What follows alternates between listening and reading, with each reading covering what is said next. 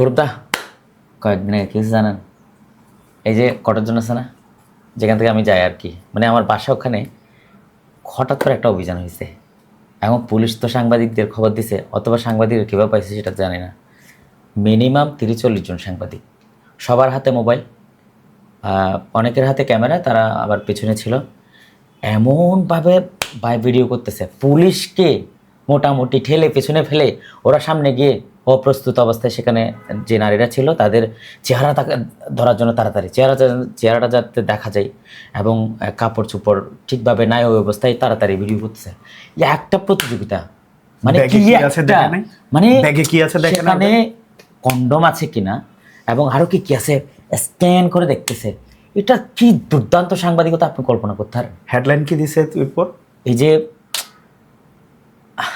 আমার মুখে আসতেছে না আসলে, আমি কি বলবো। এটা আমি কটেজ জোন থেকে কন্ডম সহ এই আটক। এখন ব্যাপার কি জানেন, আমার কেন জানেন মনে এটা দুর্দান্ত সাংবাদিকতা। আপনি কি বলেন? এই সাংবাদিকতার পরে আমি ওসিকে ফোন দিছিলাম। কেন? কারণ ওখানে অভিযান করেছে তারা আসলে কি অভিযান করেছে, কাদেরকে ধরেছে, এটা তো জানতে হবে, কেন ধরেছে জানতে হবে। তো ওসি সাহেবকে আমি বললাম যে ভাই আপনারা কি এরকম মানে মানে বিশেষণধারী কাউকে আটক করেছেন? তখন ওসি একটু হচকিত হয়ে গেল এবং তিনি বললেন যে না, ওরকম কাউকে আটক করি নাই, কিন্তু আমরা সন্দেহভাজন কয়েকজনকে ধরেছি। তো আমি বললাম কেন ধরলেন? বলে যে ওই হোটেলের হচ্ছে গিয়ে নিবন্ধন খাতায় তাদের নাম ছিল না। আচ্ছা, এই কারণে তাদেরকে হচ্ছে গিয়ে সন্দেহভাজন করে ধরেছি এবং হচ্ছে গিয়ে আদালতে তাদেরকে সোপর্দ করেছে। ওটা বাকিটা ওখানে। আরে আপনি আছেন আপনার আইনের লাইন বাদ দেন। সবচেয়ে মজার বিষয় কি জানেন, যারা এই ভিডিওগুলো দিছে কি দুর্দান্ত ভিউ, এটা বলার মতো না। আমি তো টাস পেয়ে গেছি, কিন্তু আমাকে আগে শেষ করতে দেন। এক একটাতে আমি যেটা পাইছি, মানে অনেক জায়গায় 1 মিলিয়ন হয়ে গেছে, 10 লাখ, 3 লাখ, 4 লাখ হিউজ ভিউ। এবং ওই সাংবাদিকরা আবার ক্রেডিট নেওয়ার জন্য রাস্তাঘাটে যে সে সবচেয়ে দুর্দান্ত ভিডিও। আমার প্রশ্ন হচ্ছে, পতিতা আটক বলেছে না, সেটা তো বলছে। আমার প্রশ্ন হচ্ছে এই ধরনের সাংবাদিকতা আপনি করেন না কেন? কেন করেন না? এটা করলে কি হবে? যে আমি তো করার জন্যই ওসিকে ফোন দিছিলাম যে ওদের মতো কেন করেন না, আপনি কি পতিতা ধরেছেন? তখন ওসি বলল যে না, আমি হচ্ছে গিয়ে নারী পুরুষ ধরেছি। তো বললাম যে কেন ধরেছেন? বললো যে তাদের হচ্ছে গিয়ে ওই যে রেজিস্ট্রেশন খাতায় তাদের নাম দেখি নাই, তাই ধরেছি। তাহলে ওরা যে মানে সেখানে কেন গেল, কি কারণে গেল, সেটা তো আমার কাউকে বলতে হবে। তাকে ধরেছে পুলিশের এখতিয়ার ছিল, সে কেন ধরেছে সেটা তো সাংবাদিক থেকে তার কাছ থেকেই জানতে হবে। সাংবাদিক তো এখানে বিচার করতে পারে না যে ওই নারী পুলিশগুলো ওখানে কি খদ্দের ছিল নাকি পতিতা ছিল। এখন এই বিচারমূলক এবং কাউকে দোষারোপমূলক আন্তরিকভাবে শব্দটা ব্যবহার করার জন্য আমরা আসলে অনেকক্ষণ ধরে চেষ্টা করছিলাম, কিন্তু গণমাধ্যমে আমাদের যে কক্সবাজারের গণমাধ্যমগুলো আছে সেখানে এত পরিমাণ শব্দটা প্রতিদিন ব্যবহার হয়, যে কারণে আমরা আসলে হয়তো পাঠকদের বোঝানোর জন্য শব্দটা উল্লেখ করেছি। আমার এখন প্রশ্ন সৌরভের কাছে, সেটি হচ্ছে একটা বিশেষণ লাগিয়ে দেওয়া। যেমন হচ্ছে ধরেন আমরা কোনো একটা খুনের ঘটনায় আমরা যেটা দেখতে পাই যে হত্যাকাণ্ডের পরে 2 জন অথবা 3 জন বা 1 জনকে আটক করলো, আমরা ডাইরেক্ট সেটাকে লিখে দিচ্ছি যে হত্যাকাণ্ডের পরপরই আটক। আমরা তাকে ডাইরেক্ট লিখে দিচ্ছি খুনি আটক। বিশেষণ হত্যাকারী আটক, 11 জন নারী এবং 6 জন পুরুষ আটক হলো বা 11 জন পুরুষে আটক হলো, আমরা লিখে দিচ্ছি পতিতা আটক। এই পতিতা শব্দটা যখন আমি ইউজ করব তখন তো আমি বিচার করে ফেললাম, আমি ট্যাগ দিয়ে ফেললাম যে সে এটাই ছিল। এইটা তো আমি বলতে পারবো কখন? যখন সে আদালত দ্বারা প্রমাণিত হবে যে এই নারী ওই কাজে লিপ্ত ছিল বা সে এটাই তার কাজ, এরকম যদি আদালত থেকে কোনোভাবে প্রমাণিত হয় তখন সেটা আমি লিখতে পারবো। আমি যেটা বুঝছি, আপনি কি বুঝছেন? একদমই তাই। যে এবং সেটা তো মানে আমি যেটা আগেও বলছিলাম যে হচ্ছে গিয়ে পুলিশ তাকে ধরেছে, পুলিশ এখানে হচ্ছে গিয়ে এটাকে কি বলবো, যে পুলিশ এখানে অথরিটি, সে আইন শৃঙ্খলা বাহিনী, আইন শৃঙ্খলা রক্ষার জন্য সে এখানে কাজ করে থাকে। তা সে কাকে কেন ধরেছে সেটা তো আমি বলে দিতে পারবো না, সেটা যে ধরেছে তার থেকেই বলতে হবে যে হচ্ছে কি সে কাকে ধরেছে, কি কারণে ধরেছে, কোন অভিযোগে ধরেছে। এখন আপনার কাছে যেটি প্রশ্ন, আমরা আসলে এটা কেন করছি, এবং এই যে আমরা দিনের পর দিন আমরা আমাদের যে সাংবাদিকতার মোটামুটি যে নীতি নৈতিকতা আছে, যেটি না মানলেই নয়, সেটিও এখন আসলে মানা হচ্ছে না। অর্থাৎ আমি যদি বলি প্রাথমিক যে ধাপগুলো আছে সেগুলো এখন মানা হচ্ছে না, এটার কারণে আমরা আসলে কোন দিকে যাচ্ছি? এখন যেটা হয়েছে আসলে মানে সাংবাদিকতা সবাই মানে চারপাশে যেটা আলোচনা হচ্ছে আসলে যে কারো কাছেই একটা বোম আর একটা মোবাইল ফোন থাকলেই সেই সাংবাদিক হয়ে যাচ্ছে। কিন্তু এটা আমরা মানি যে হচ্ছে কি প্রতিটি নাগরিকই চাইলে হচ্ছে গিয়ে সেটা তো সে সাংবাদিকতা হ্যাঁ। করতেই পারে। সেটা যে কোনো জায়গা থেকে সে যে কোনো তথ্য যখন সে আপনাকে দেয়, সে ওটা মানে মোটামুটি ওটারে নাগরিক সাংবাদিকতা হ্যাঁ। বলছে অনেকে। তো সেক্ষেত্রে এখন যেমন আমরা উদাহরণ দিতে পারি তাজুবাইয়ের গল্পটা। এখন আপনি কি করছেন এখানে, কিন্তু তাজুবাইয়ের গল্পটা খুবই মজার একটা কথা বললেন। সে কিন্তু পাবলিক ইন্টারেস্ট নিয়ে কাজ করছে, এবং তার কোনো জায়গায় আমরা যেটা দেখছি যে তাজুবাইয়ের পড়াশোনা নেয়, সে নিজেই বলছে যে সে একটা প্রাথমিক স্কুলের একটা কোন জায়গায় যেন প্রাথমিক শিক্ষার জন্য গিয়েছিলেন, কিন্তু সেটা হয়নি। সেই রকম একজন ব্যক্তি, তার কোনো কন্টেন্টের মধ্যে আমরা এই যে নীতি লঙ্ঘন করার মতো কোনো কিছু আমরা দেখিনি, কোনো নারীকে সে অপ্রস্তুত অবস্থায় কাউকে অসম্মান করেনি। এবং এখন যেটা ঢাকায় সবচেয়ে বেশি আলোচনা হচ্ছে, যেমন গতকাল আমি নেত্র নিউজের যদি একটা উদাহরণ দিই, সেখানে তারা একটা কন্টেন্ট করেছে যে নারীদেরকে আসলে কিভাবে হেনস্থা করা হয়। আমরা একটু আগে আলাপ করছিলাম যে ক্যামেরার তো অ্যাঙ্গেল হইতে হবে একটা ফ্রেমের মধ্যে, আই লেভেল আপনি ক্যামেরাটা নিশ্চয়ই এভাবে উপর থেকে ধরবেন না, কিন্তু এখন নিচের থেকে ওভাবে ধরবেন না, স্ট্যান্ডটা দিয়ে উপর থেকে ধরা হচ্ছে। বিষয়টা তার যে লক্ষ্যবস্তুটা আছে সেটা আর ফেজ না, ফেজের নিচের অংশ। এখন একটা নারীর ফেজের নিচের অংশ তো আমার টার্গেট হইতে পারে না, সেটা হচ্ছে। এবং এই যে হচ্ছেটা সেটা অনেক বেশি বেড়ে গেছে। ঢাকার যেমন অবস্থা, সেখানকার পলিটিক্যালি যারা অ্যাক্টিভ আছে নারীরা, বা বিভিন্নভাবে যে নারীরা অধিকারের জন্য লড়ে, বা বিভিন্নভাবে যারা যেখানে আছে, তাদেরকে যেভাবে এভাবে ভিডিওগুলো করা হয়, ক্যামেরা ধরা হয়, একইভাবে আমরা কক্সবাজারেও সেম ধরনের চিত্রগুলো আমরা দেখতে পাচ্ছি। এবং বিভিন্ন নিউজ করার ক্ষেত্রে বিভিন্ন গণমাধ্যমের যে আমরা আসলে, আপনি তো বলতে পারবেন না, আমিও বলছি না যে মোবাইল সাংবাদিকতা অন্যায় না, এটা মোবাইল একটা সাংবাদিকতারই অংশ, এবং সেটা আপনাকে অনেক বেশি প্রযুক্তিকে আপনি ব্যবহার করেন, ঠিকভাবে করেন, এবং সে আপনার কাজকে সহজ করে দিচ্ছে। ডয়েচে ভেলে এটা করে, হ্যাঁ, এত বড় ক্যামেরার চেয়ে আপনি মোবাইল ইউজ করছেন, মোবাইল দিয়ে করছে, খারাপ কিছু সেটা খারাপ কিছু না। মোবাইল আপনি ইউজ করতে পারেন, এখন ব্যাপার হচ্ছে আপনি কেন ইউজ করছেন। আপনি তো ক্যামেরা নিয়েও তো এখন তো অনেকে ক্যামেরা নিয়েও খারাপ ভিডিওগুলো করছে, এবং যেটা আসলে করা যায় না, স্ট্রাকচারের মধ্যে নাই, আমাদের যে কাঠামো রয়েছে সেই কাঠামোর মধ্যে নাই, নীতি নৈতিকতার মধ্যে নাই, সেরকম ভিডিও কিন্তু ক্যামেরা নিয়েও হচ্ছে। আসলে আমাদের সমস্যাটা কোন জায়গায় হচ্ছে? আমি আসলে এটা বলি যে হচ্ছে গিয়ে কন্টেন্ট ক্রিয়েটররা যারা আছে তারা তো এসব করছে, এবং মানে সংবাদ নাম দিয়ে, নিউজ নাম দিয়ে বিভিন্ন পেজ খুলে সেখানেও হচ্ছে। আবার মানে সবচেয়ে দুঃখজনক বিষয় হচ্ছে আমরা যেগুলোকে মানে মেইন স্ট্রিম সংবাদ মাধ্যম বলছি, তারাও অনেক সময় অনেক ধরনের প্রতিনিয়ত এই ধরনের কাজগুলো করছে। এবং ঢাকারও আজকের কয়েকটা উদাহরণ আছে। আপনি যখন মেইন স্ট্রিম মিডিয়াগুলোতে এই ধরনের কাজগুলো করছেন, আপনি যখন ভিউর জন্য এই সমস্ত কাজগুলো করছেন, তখন যে আসলে মানে ওই যে আপনি ধরেন যে ফেসবুকের পাতায় আসলে তো মানে কেউ তো আলাদা করতে পারছে না যে হচ্ছে কি আসলে কোনটা নিউজ, কোনটা কন্টেন্ট, কোনটা মানে ব্লা ব্লা ব্লা, কিন্তু ওখান থেকেই মানে আপনি কিভাবে আলাদা হবেন? মেইন স্ট্রিম যখন এই কাজগুলো করে তখন তো ওরা আরো বেশি করে উৎসাহিত হয়, আরো বেশি করে করার জন্য ওখান থেকে উৎসাহিত হয়। তখন এখন আরেকটা বিষয় দেখেন, মানে মফস্বলে আমরা যারা সাংবাদিকতা করি, এদের আসলে অনেকের কাছ থেকে আমি শুনি যে হচ্ছে গিয়ে ওদের ঢাকার থেকেই, তাদের বার্তা বিভাগ থেকেই বলা হয় যে এরকম ভিডিও দিলেই তো পারো, যেগুলো খুব বেশি ভিউ হয়। হ্যাঁ, তারপর আমার এখনো মনে আছে, আমার এক সহকর্মীকে, নাম বলছি না আমরা সমুদ্র সৈকতের লাইভ করতে গেলাম। তখন তাকে হচ্ছে গিয়ে ফোন করে বলছিল যে তার হেড অফিস থেকে যে একটু মেয়েদের ফুটেজ দাও না, একটু মেয়েদের বক্স পপ বেশি দাও না। মেয়েদের মানে হচ্ছে টুরিস্ট মেয়েদের, মেয়েদের। তো তো তখন সে বলল যে ভাই দেখছেন মানে নারীদের ভিডিও দিতে বলছে, নারীদের বক্স পপ দিতে বলছে। কেন? মানে এগুলো যদি অনলাইনে যায় তখন তার ভিউ বেশি হবে, তার কন্টেন্টটা থেকে তার আয় হবে।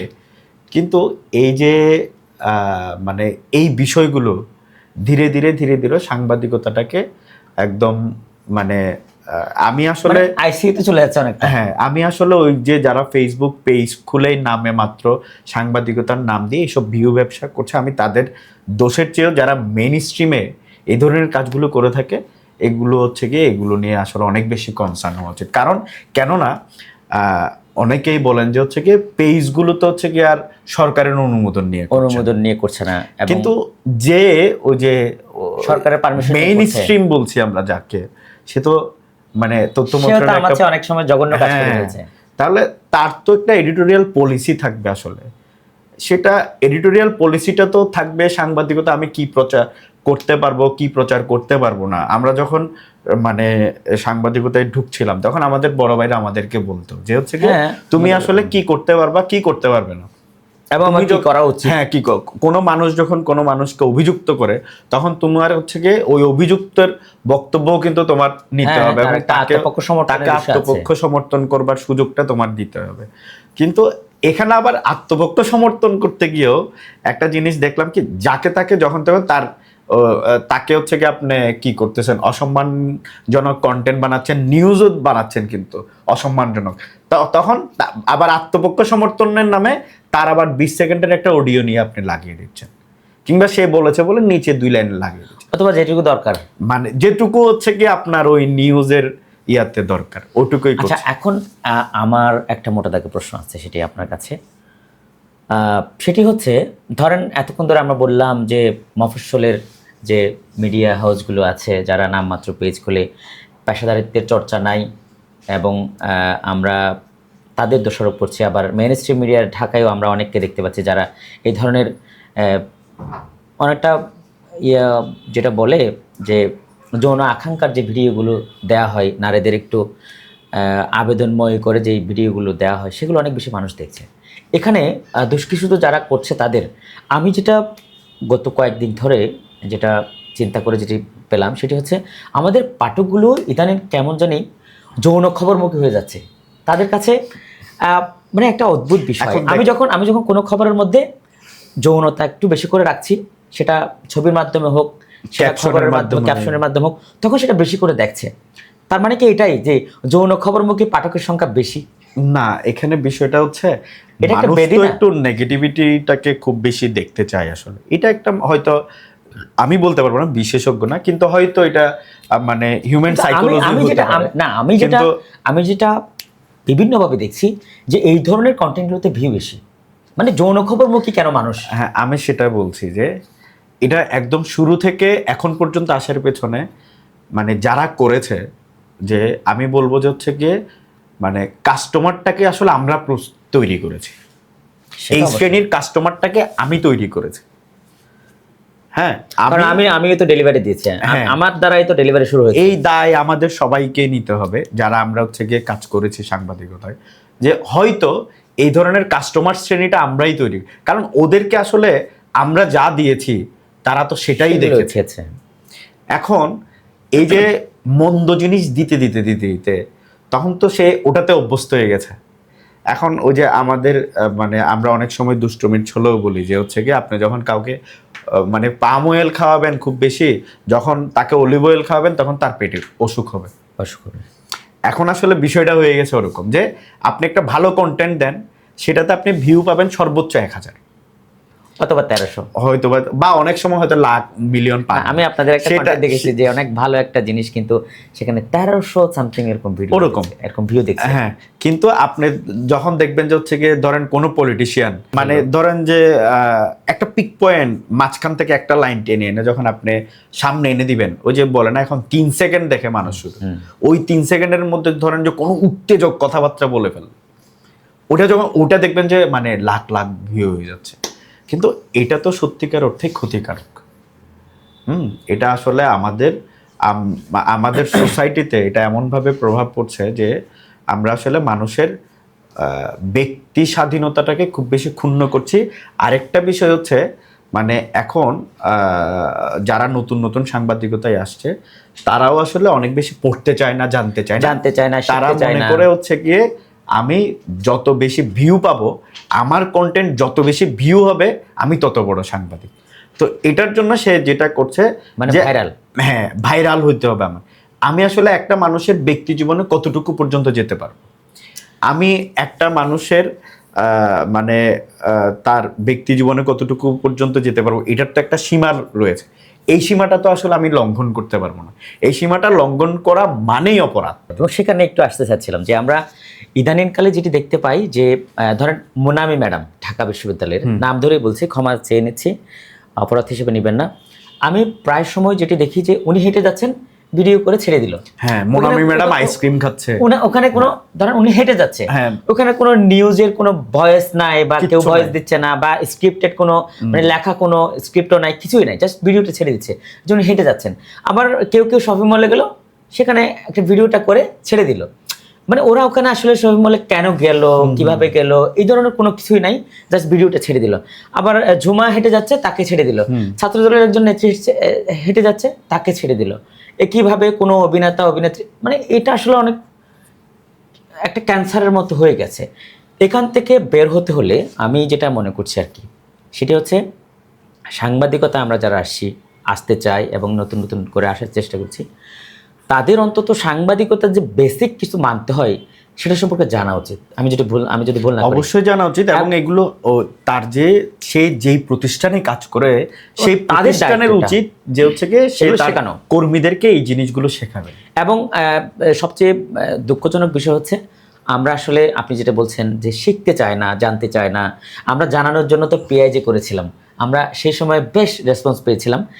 দুঃখজনক হলো আমাদের যেহেতু বিনামূল্যের একটা প্ল্যাটফর্ম, আমরা সেখানে কোনো ফান্ডিং পাই না বা কারো কাছ থেকে বেনো সহযোগিতা পাই না, আমরা আর এগিয়ে নিয়ে যেতে পারিনি। যদি সেটি থাকতো আমরা চেষ্টা করতাম। কিন্তু আমার কাছে এখন যেটি আমার ব্যক্তিগতভাবে যেটি অনুরোধ আর কি, যারা সমাজে বিত্তশালী আছেন, বিত্তশালী সাংবাদিকও আছেন আমাদের সমাজে, তাদের কাছে আবদার সেটি হচ্ছে আপনারা যারা সিনিয়র আছেন একটু দয়া করে দায়িত্ব নিয়ে মানে সাংবাদিকতা যে মোটামুটি একটু কিছুটা হলেও নতুন যারা আসছে তাদের জানাতে হয়, সেটা অন্তত একটু জানান। তাহলেই হয়তো সম্ভবত এই যে আমরা একটা ক্যান্সারের দিকে চলে যাচ্ছি, ভাইরাল ক্যান্সার বলেন, সেটাকে নানাভাবেই আমরা আখ্যায়িত করতে পারি। তবে এখানে একটু বলি, সেটা হচ্ছে গিয়ে মানে সময়ের সাথে সাথে তো সাংবাদিকতার ধরনও পাল্টাচ্ছে আসলে। এখন সাংবাদিকতায় অনেক প্রযুক্তির ব্যবহার হচ্ছে এবং সেই সাথে এআই এর ব্যবহার হচ্ছে এবং মোবাইলের ব্যবহার তো বাড়ছে। তো সেক্ষেত্রে বিশ্ববিদ্যালয়গুলোতে যে সাংবাদিকতার একটি বিষয় রয়েছে সেই এবং বিভাগ রয়েছে, আমার মনে হয় যে এই বিশ্ববিদ্যালয় কেন্দ্রিক এই বিভাগগুলো চাইলে মানে এই ধরনের গবেষণা করে এবং মফস্বলের এই সাংবাদিকদেরকে, আমি সেটাই বলছি, মানে আমি বলছি হলো উদ্যোগটা নিতে পারে। হ্যাঁ, সেটাই, উদ্যোগটা শুরু হোক যে কোনো জায়গা থেকে। এটা সরকারও দায়িত্ব নিতে পারে।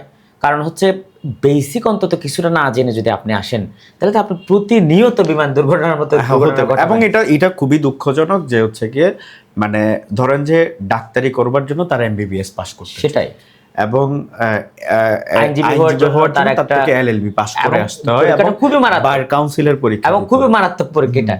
তাহলে সাংবাদিকতা করবার জন্য তার কোনো ধরনের পরীক্ষা দিতে হচ্ছে না। আমরা যারা সাংবাদিকতা করি, আমরা তো বেশিরভাগের সাংবাদিকতা পরে আসলে সাংবাদিক হতে আসিনি। যেমন আমি নিজেও তো সাংবাদিকতা পরে, আমি আইন পড়ে হচ্ছে গিয়ে সাংবাদিকতা করতে আসছি। তাহলে মানে এই যে সাংবাদিকতা সম্পর্কে জানানোর জন্য যে যেই প্রতিষ্ঠানে আমি কাজ করব সেই প্রতিষ্ঠানের একটা অনেক বড় দায় থাকে প্রথমত। তারপরে যে দায়টা সেটি হচ্ছে এই যে আমরা বিভিন্ন ধরনের ট্রেনিংগুলো করি, এই ট্রেনিংগুলো যেন হচ্ছে গিয়ে নামে মাত্র ছবি তোলার জন্য না হয়, এই কথাগুলো যেন থাকে, এই কথাগুলো যেন থাকে এবং সেগুলো যেন কোনো ধরনের কোনো এনজিওর শুধুমাত্র 3 দিনের একটা প্রকল্প বাস্তবায়নের জন্য না হয়। এইগুলোতে হচ্ছে গিয়ে অনেক বেশি মানে মনোনিবেশ করা উচিত। যেমন আমরা একটা কর্মসূচির কথা বলতে পারি, যেটা আমরা দুজনেই করেছি, বিবিসি অ্যাকশন মিডিয়া যেটা করলো, হ্যাঁ। দুর্দান্ত। তারা 6 মাস ব্যাপী মানে একটা কর্মসূচির মধ্য দিয়ে আমাদেরকে নার্সিং এবং একটা সিস্টেমের মধ্যে দিয়ে শেষ পর্যন্ত বের করে হ্যাঁ, দিয়েছে। আমাদের স্ক্রিপ্ট কেমন হবে, আমরা কি করতে পারবো, কি করতে পারবো না, না। কি প্রকাশ করা যায়, কি প্রকাশ করা যায় না, ক্যামেরার লেন্সটা আমি আই লেভেলে কতটুকুতে ধরবো, উপরে ধরবো নাকি নিচে, এই যে জিনিসগুলো জানানো, এগুলোর জন্য আসলে মানে আমি মনে করি যে হচ্ছে কি প্রথমত প্রতিষ্ঠানগুলোকে হচ্ছে কি দায়িত্বটা নিতে হবে।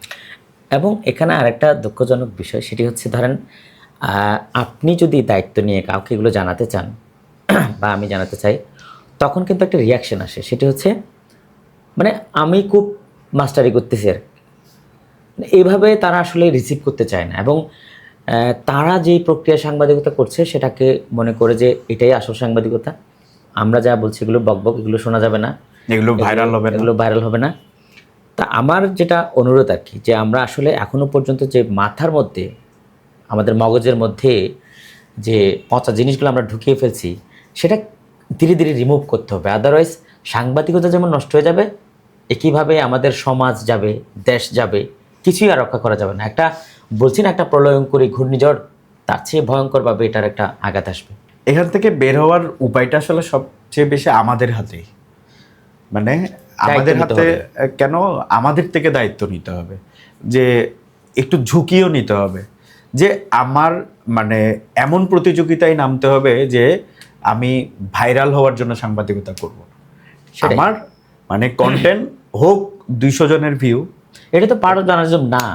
হ্যাঁ, যেটা ওটা তো জার্নালিজম নাই একদম। তাহলে আমার ওটা তো যাওয়ার তো প্রশ্নই আসে না। এই কারণে আমার ঝুঁকিটা এখানেও নিতে হবে, যে আমি ক্যাপশন দেওয়ার ক্ষেত্রে যেমন সচেতন থাকব, আমি ভিডিও প্রকাশ করার ক্ষেত্রে যেমন সতর্ক থাকব, আমি শব্দ চয়নের ক্ষেত্রে স্ক্রিপ্টে আমার সতর্ক থাকতে হবে, এবং ওয়েবসাইটের টেক্সট নিউজে, পত্রিকার নিউজে আমি এমন কোনো শব্দ ব্যবহারের ক্ষেত্রেও আমাদের থেকে ওই সচেতনতাটা সবার মধ্যেই আনতে হবে আসলে, বিশেষ করে যারা মেইন স্ট্রিমে কাজ করেন। কারণ এখানে আমরা যেটা বলি যে ফেসবুক সাংবাদিকতা কথিত, এই ফেসবুক সাংবাদিকতাগুলো কিন্তু হচ্ছে গিয়ে আমি দেখছি তো অনেক ভালো করে মেইন স্ট্রিম, হ্যাঁ অনেক ভালো করে, এবং এটা তো অপরাধ না, কিন্তু আপনি আসলে পেশাদারিত্বের চর্চা করছেন কিনা, এটা হচ্ছে আসল কথা। আপনি সেখানে পেশাদারিত্ব আছে কিনা, আপনি বেসিক নর্মস মানতেছেন কিনা, সেটাই, এটা হচ্ছে কি অনেক বেশি গুরুত্বপূর্ণ। এই প্রতিযোগিতাটা আমাদের শুরু করতে হবে, যে কে কত ভালো কন্টেন্ট দিবে, কে কত ভাইরাল কন্টেন্ট দিবে না। এই প্রতিযোগিতাটা যদি আমাদের মধ্যে শুরু হয়, আমি মনে করি যে হচ্ছে কি আসলে মানে আমরা এই যে মফস্বল বলছি না, আমাদের এই মফস্বল থেকে আমরা একটা ভালো যাত্রা শুরু করতে পারবো। আপনি বিচার করবেন না, সেটাই। আমি বিচারক না, তো বিচারকের জন্য আলাদা একটা সরকারের একটা বিচার বিভাগ আছে, সেটা আপনার শব্দ চয়নে আপনি কখনোই কাউকে বিচার করবেন না, অন্তত সেটাই। আপনি মানে নিরপেক্ষভাবে আপনি শব্দ চয়ন করেন, সেটাই। আমি যেমন কাউকে দর্শিতা বলতে পারবো না, খুনি বলতে পারবো না, ধর্ষক বলতে পারবো না, পতিতা বলতে পারবো না, খদ্দের বলতে পারবো না, কারণ সেটা প্রমাণ না হওয়া পর্যন্ত আমি বলতে পারবো না। তাহলে আমাদেরকে প্রমাণ হওয়ার জন্য একটু অপেক্ষা করতে হবে, এবং বিচারের যে কার্যক্রম, বিচারের কাজ আমার না, বিচারের কাজ সেটা বিচারের যে কার্যক্রম সেটা আদালত করবে। আপনি আপনার সংবাদ দিয়ে কখনো কাউকে বিচার করবেন না, অন্তত এটাতে হচ্ছে কি আমি প্রমিস করছি আমি করব না। হ্যাঁ, আপনি মানে কাউকে অন্তত মানে সেটা ক্যাপশনে হোক, সেটা শব্দ চয়নে, সেটাই মানে আপনি বিচার করিয়েন না দয়া করে। আপনাকে সেই কাজ করবার দায়িত্ব কেউ দেয়।